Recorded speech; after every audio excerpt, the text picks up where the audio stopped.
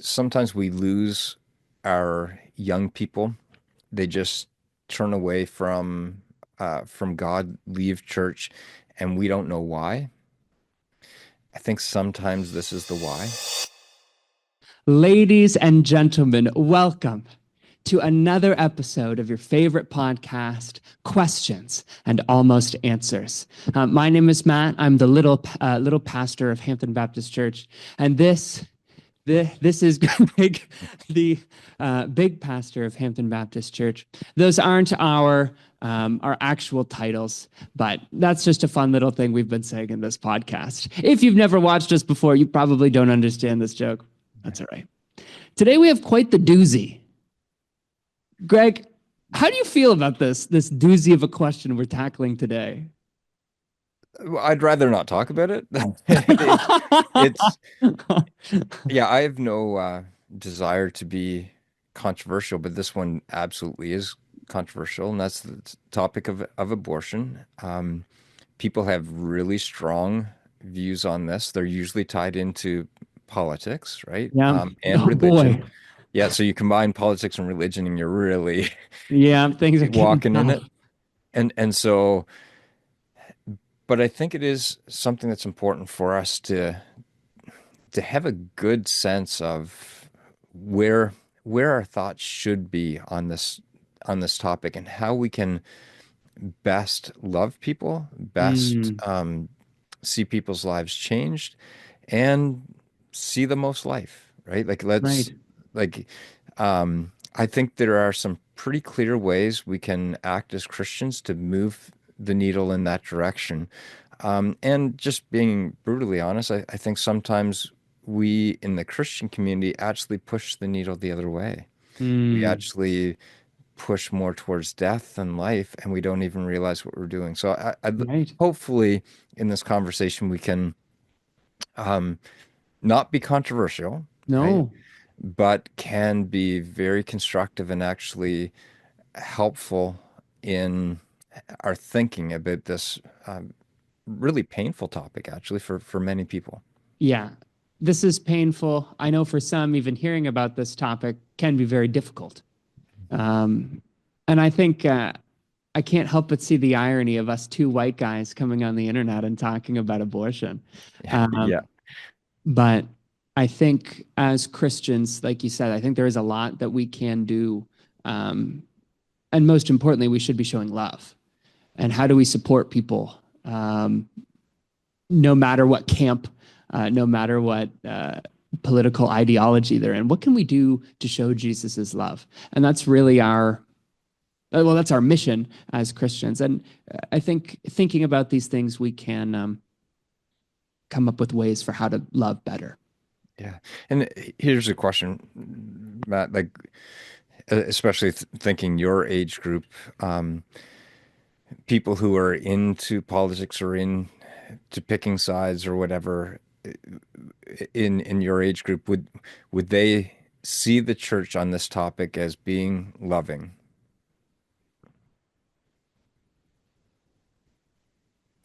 My initial gut reaction is not yes. I think I think there are individuals who could have had great experiences with Christians, where you know what, I went through this abortion and this was very difficult, and Christians did help me. There could be many people where that is their experience, but on the same way, there could be many where that experience is not that, and there's more judgment that's cast, and people don't feel safe, and they don't feel comfortable, and they don't feel the love of Jesus from those people. So I think I can't speak for my whole age group, but I I would say I think generally the church would not be the first that you'd go to with those kinds of struggles. Right. And hopefully with some of the stuff we talk about today, we can come up with ways so that we maybe would be the first place where people would go if they needed support and care and like no matter what choices they make, right? So Mm. um that's my um not so hidden motive today is I I want to see more people come to faith in Christ Mm, and to be loved by Him, no matter what our past has been or no matter what our political allegiance are and all that other stuff.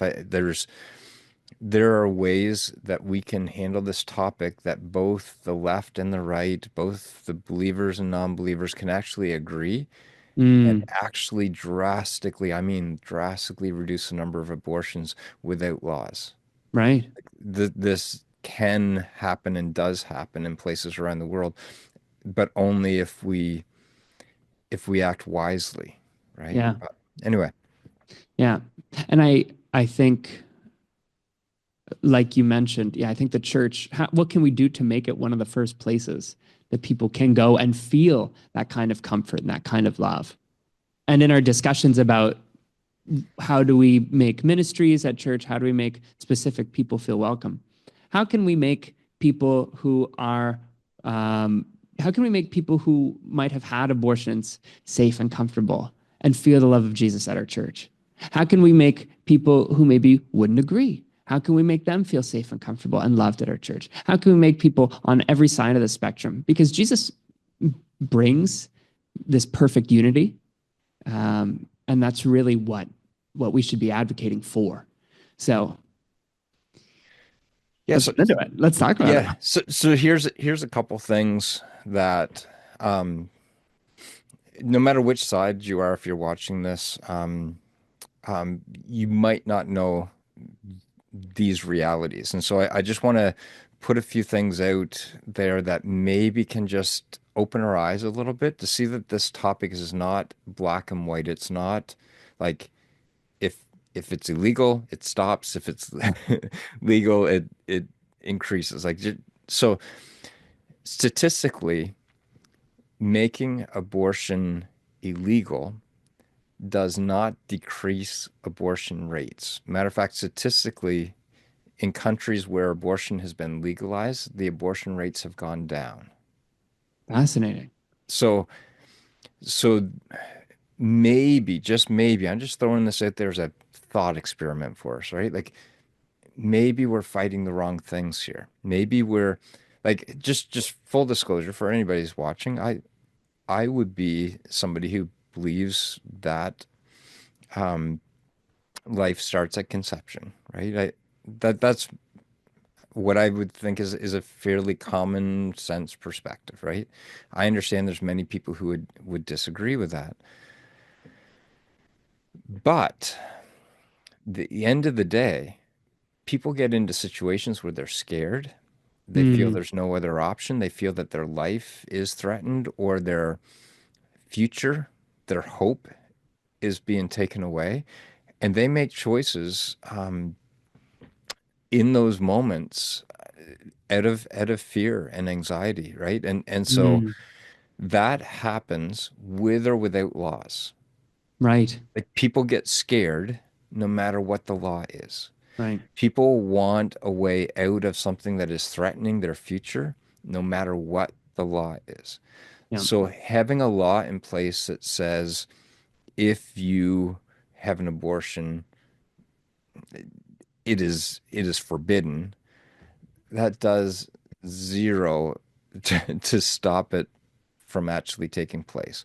So Mm, so number one that we need to realize is that laws do not decrease the number of abortions. Matter of fact, statistically, in Canada, the US, and most other countries around the world, legalizing abortion normally reduces abortion rates. In the US, for example, the number of abortions in 1930 is approximately the same as it is today. Okay. wow. And the 1930 was what, 90, 90? almost 100 years ago, right? Like Yeah. 95 years ago, or 94 or 96, whatever. Anyway, my math's Wow. not great right now. That's all Um, right.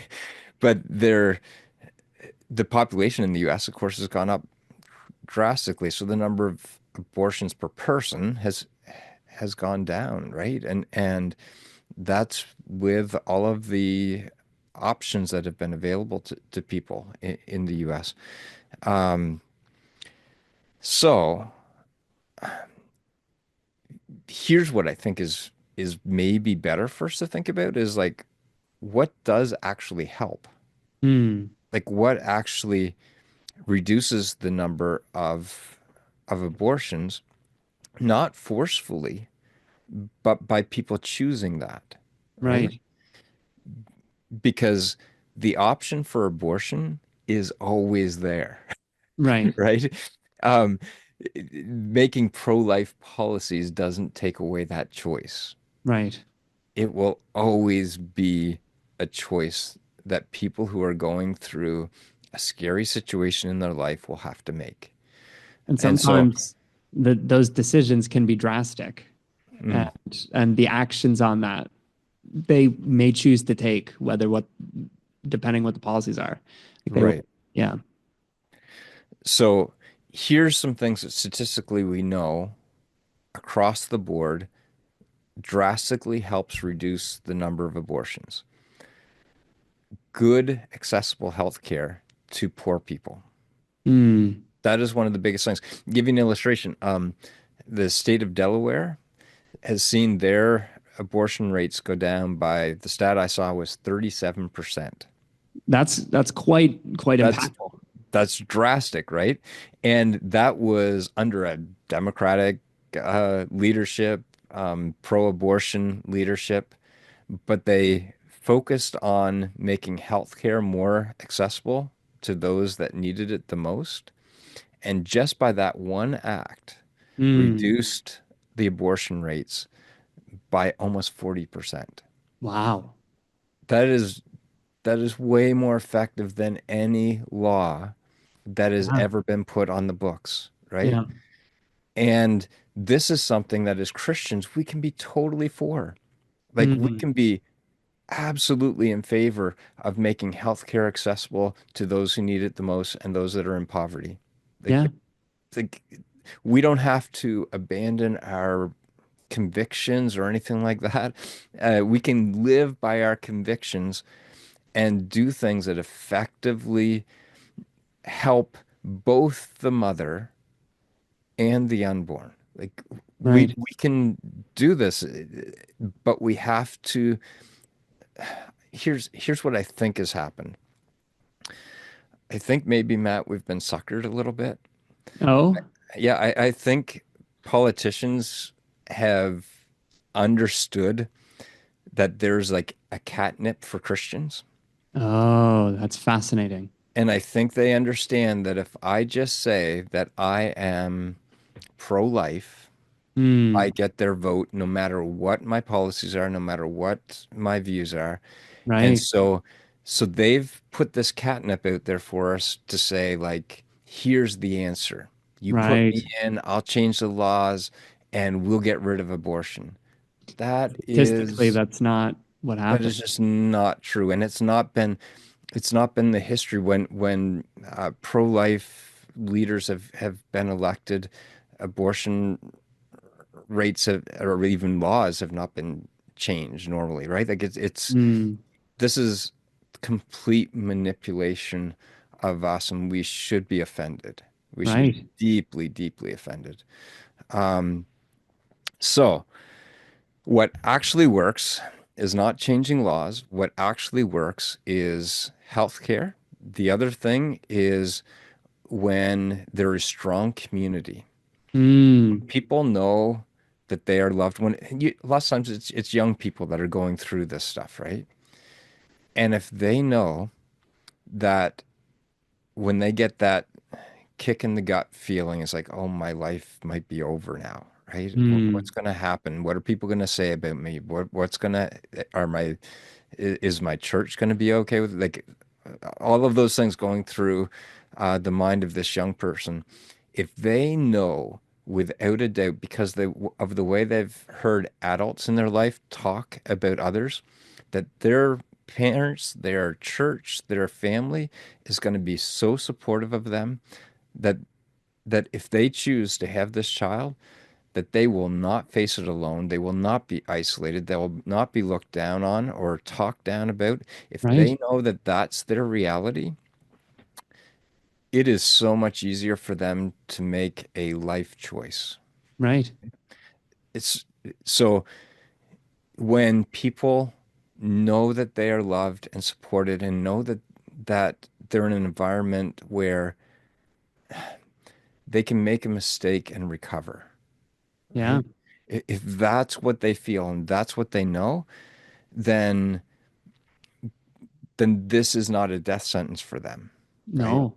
And And so, actually, like we can, this is something we can change too. mm, We oh, can be active in our community and show love to people despite their mistakes, despite their flaws. And like you said, the way that we speak about it is mm. very, very important. Yeah, I think this is one where sometimes we lose our young people. They just turn away from God, leave church, and we don't know why. I think sometimes this is the why. Mm, So let's just let this again, let's just have a thought experiment here. Like let's say uh you grow up in a church family where they're very much against very abortion, strict. very strict. Um, Talk about these people as if they're murderers. They don't care about life. They're angry with people who are pro-choice, and they're just maybe protesting, or maybe it's just little conversations at the back of the church, and it's like, I can't believe people think like that. I can't like, Yeah. and it's just It can be just a whisper. right. Yeah. So our kids hear that stuff. They hear it at 8 years old, 10 years old, 12 years old, and all of a sudden at 15, 16, 17, they're in this situation. They make a choice that they know that their community would not would is hateful towards. Mm, Like it is like an unforgivable thing in some communities, right? So if they make that choice, it's an unrecoverable situation for them. And so at that point they just walk away, right? They right. feel there's no place, that they're not loved. They're now the enemy. They're now the Right. other side. And this is we just have to be careful. We just have to be really, really Oh, careful. careful. Yeah. Yeah. Um, so yeah, if we just focus on good healthcare, right, which I think everybody's in favor of, I would love to and, get better healthcare in Canada. right, and focus on being a better community, Mm, being more understanding, giving everybody a path back, right? right. Um, if we're that kind of place, then a young person who finds themselves in that type of situation knows that there's hope, know Right. that there's a future, know that they're not going to lose their family, they're not going to lose their church family, they're not going to lose all of those things, and so they won't feel as threatened, so that they can. Here's a stat I saw just looking into this a little bit. Um, the majority of people who consider themselves pro-choice Mm. personally would not want to have an abortion. Oh, interesting. So most people, no matter what their political views or whatever, most people don't want to go through that, right? And if some people will always make that choice, like that's going to be always with us, right? But the more safe and good alternatives we have, right? Mm, The more likely people are going to do what they actually want to do. And what right. they actually want to do is to see that child live, right? Right. Again, it doesn't matter what their political view is. The majority of people want to see the child live. So what we need to do is to give as clear a path as possible, as much support as possible to our young people that might be going through the difficult things, making sure that they feel loved, supported, cared for, no matter what choice they make, right? That is increasing the odds of Yeah. life. And these things we can change. Yes. Is I think it's so important for us, the way we talk about this, the way that we care. I know for me, I've like my view on it has changed. I think in high school, I was pretty black and white. This is what's right, and I had this idea that those who were pro-choice, I had this idea that they were just okay with how could they just be okay with letting this happen?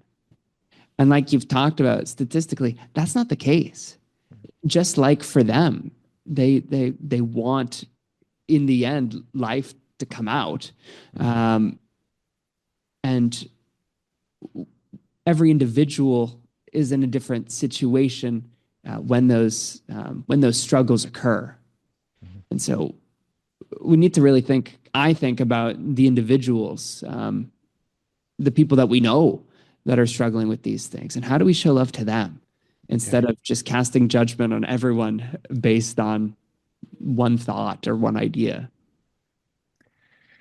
Yeah. Can I tell you a story? I could tell many that are really personal, but I try to Yeah, of keep course. keep it a little bit distant. So when I went to Christian school, the person I sat beside in Christian school got pregnant. She was probably 15 or 16 years old in that ballpark. So the way it was handled is they decided not to kick her out of school. Mm, Um, what they did instead is she had to come in every morning. There was a room at the far end of the class, so she would have to walk through the class. She wasn't allowed to talk to anybody, mm, and she had to go in to that room by herself all day and do her work, and then leave without talking to anyone. wow. That was how in our Christian loving church she was treated for having a child. Um, she was not accepted. She was No. not showed kindness, not shown love that I saw. Um, and what do you think other young people that might get themselves in the same situation would start thinking? Like your brain is not even fully developed at 15, 16. You're not Yeah. thinking about the big picture is whose life is more valuable. You're not thinking that stuff. You're thinking, I'm done. Mm. My life is over.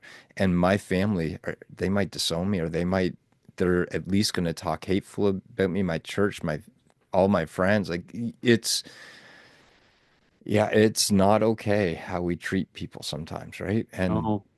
And we actually push the needle towards people choosing abortion because of our anger, hate, um, frustration. Um, and I know there's good motives there. Like, again, I think everybody ultimately does want life, right? Yeah. So there's great motives there, but we have to be wise. Jesus said to be wise as serpents and gentle as doves. Like Right. we we are supposed to think these things through. Yeah. We're supposed to make sure that the way that we are acting is actually producing the result that we want. And if the way we're acting is producing the opposite result, we got to question our actions, right? Like question our methods.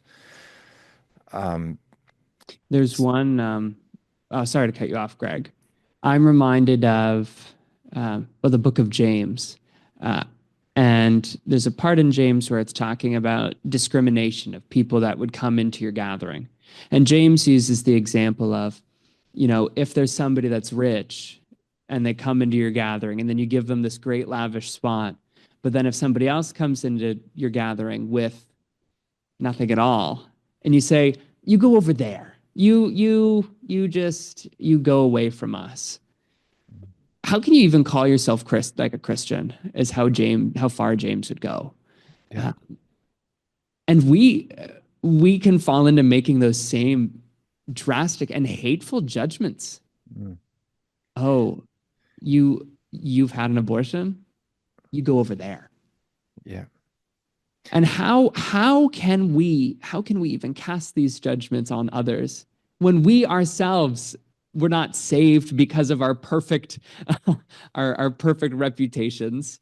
Um, how could we do that to people? Jesus did not come to people who clean their lives up. Yeah. No, he died for us when we were still sinners. So who are we to cast judgment and hate on people who are still sinners? Mm.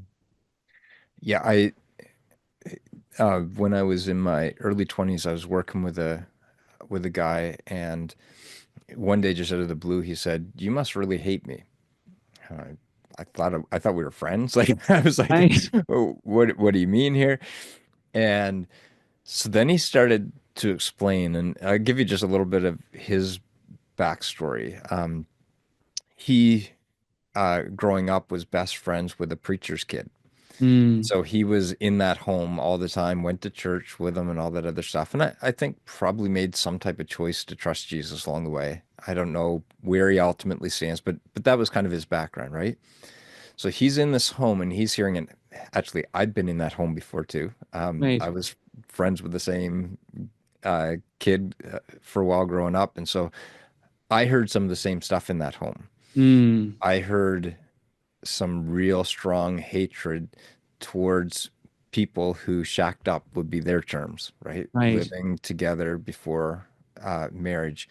Very, very hard line. Um, so, so this young person grew up hearing and feeling that hatred in that home and Mm, in that church. And then he made the choice at some point to live with his girlfriend. right. So that was the backstory and why, because I had to quiz him a little bit and figure out where was this coming from. And that's where it was coming from. His Mm, understanding was Christians hate people who have sex before marriage. right.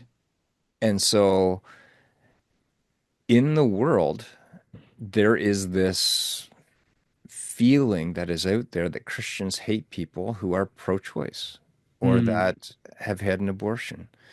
Um, so because of that, just like that guy at work would feel like, hey, I can't be around Greg. He doesn't want to be around me, right? right. That 25-30% of our population feels like Christians hate them Mm, and there's no path for them to come to Jesus, right. right? And so I'm never saying that we have to change our views on this. That's absolutely not That's where I'm not the going. purpose. You gave your secret little mission at the beginning of the video. Right. The thing is, we need to make sure that we are wise on this and other topics, right? That we are actually accomplishing something for God's kingdom Mm, and not that we're just locked in to some political agenda, which right. again, I think we've been duped a little bit. Yeah. How do you think what what do you think practically like our church could do in our community? Because I know for you and I, like that's what we can affect. We can make the change here in our community. And I guess what do you think we should do? Very good question. I think how we as individuals talk. So I personally am like passionate about our church family, right? I think that we've got an amazing group that shows love and kindness.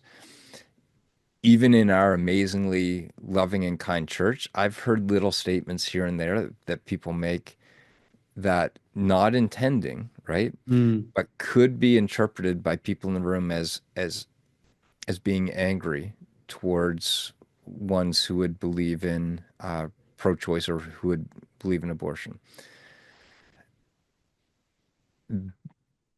I'm sure kids have heard that every once in a while, right? S- So that long term could have devastating results. So I think the easiest thing we could do is make sure that we're careful with our tongue, mm, how we talk to other people, and about other people, and to make sure that the attitude that people feel, even if we disagree on something, because it's okay to have an opinion and to It is. state it, but the feeling that comes across should be love, It should. right? The way it's put in the New Testament, speak the truth in love. Love. And if it's not said in love, it's not truth anymore. Yeah. And it shouldn't be said. Right.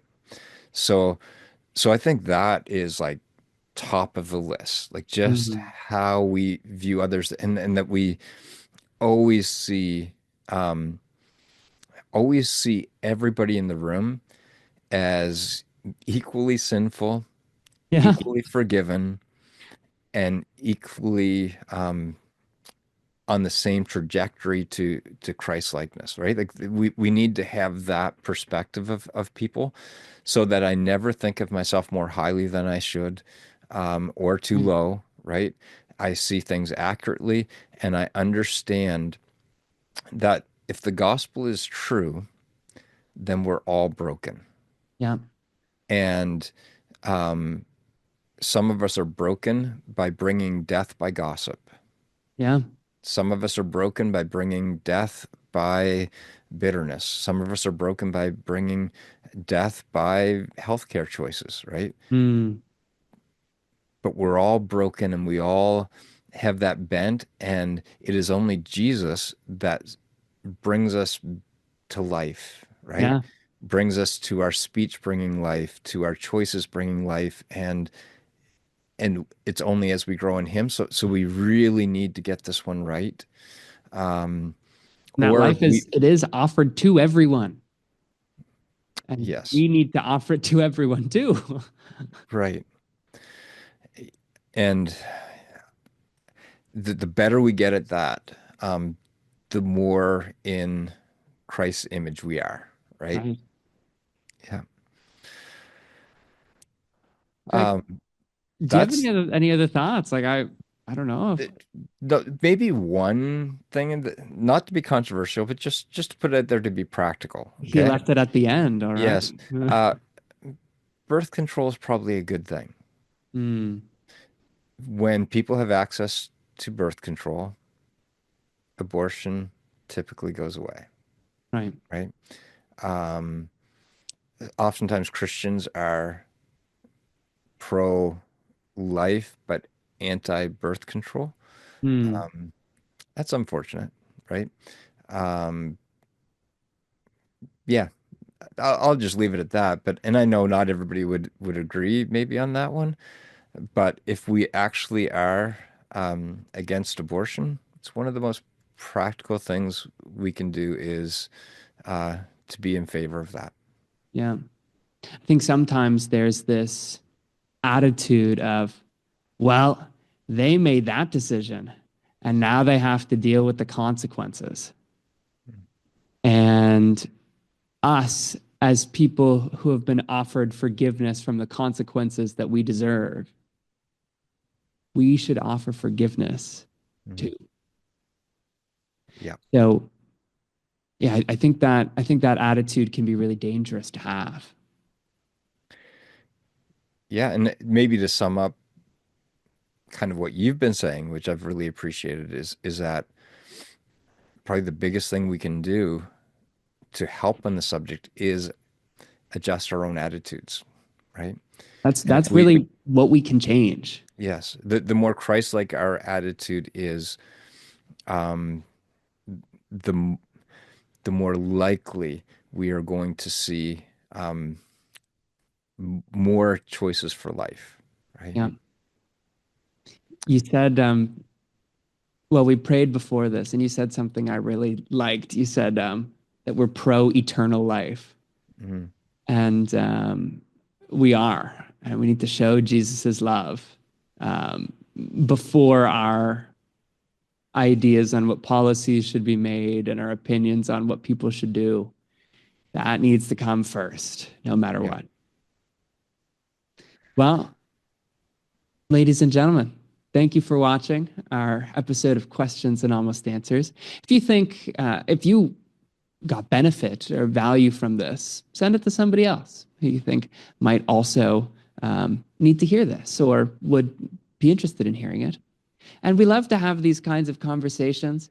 If you can think of anything more controversial than abortion for us to talk about, put it down in the comments below. And Please don't. No, please you can. don't, I'm just actually. kidding. um, but we would love to hear your thoughts. Please feel free to connect with us. We love to have open conversation about this stuff. So thank you so much for being willing to watch our little series and watch this episode. And my name is Matt, and this is Greg, and this has been Questions and Almost Answers.